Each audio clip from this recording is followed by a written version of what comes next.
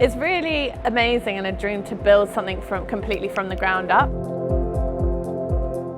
The design's very impressive. We talked in the early stages about the design, and then they've gone away and come up with complete design and machinery that have overcome all the problems that we've seen in the past.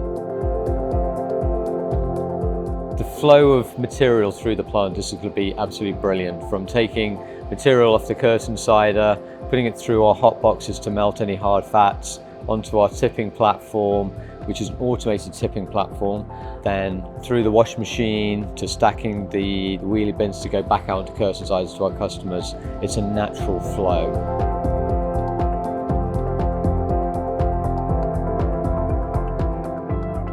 A plant like this is designed to minimise spillage, and if we do spill something, it's very easy to keep it clean. It's going to be a much better work environment for the people working here and much safer too. Liverpool's processing site is identical to Dagenham's. We're very excited to start using it. It'll be a lot easier for the operators, reduce manual handling and be a lot more streamlined.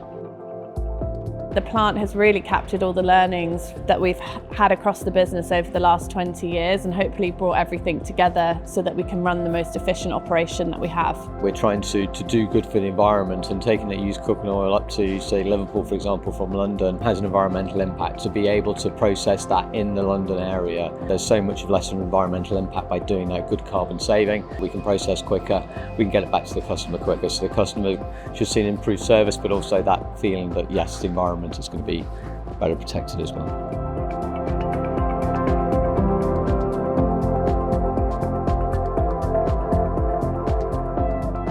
Genuinely want to thank all of the team. Everyone's really pulled together to make this happen. It's going to be a game change for our London operation.